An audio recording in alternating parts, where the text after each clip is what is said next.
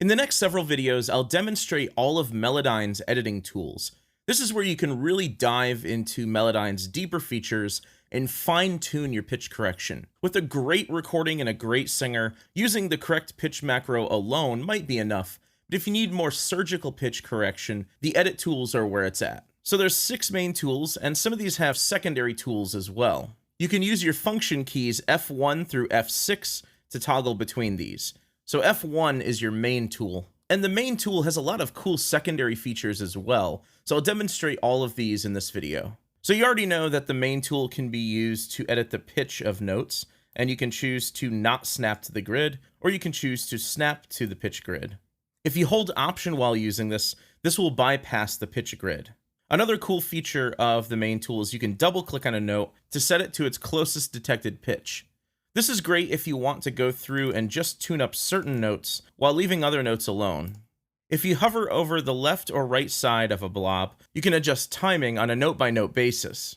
Now keep in mind, if you have your time grid turned on, these timing adjustments will snap to the grid.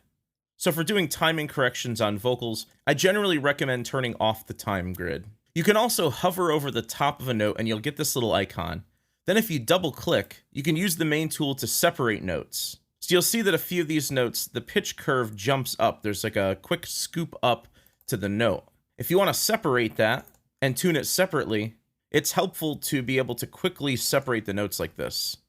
If you don't see the pitch curve, click up here and select Show Pitch Curve. My normal workflow for vocal tuning is to use mostly just the main tool.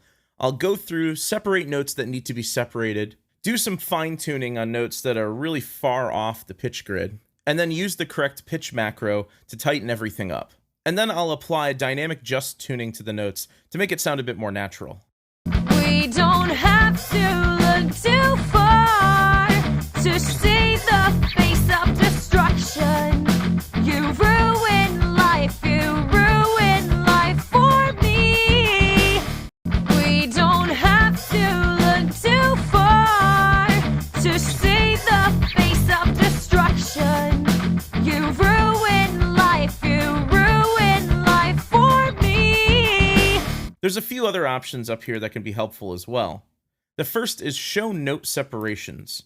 This will show a very thin gray line in between each of the notes. This is helpful because sometimes notes can be separated and you won't even realize that they're two separate notes because they're on the same pitch. So showing the note separations can help with this.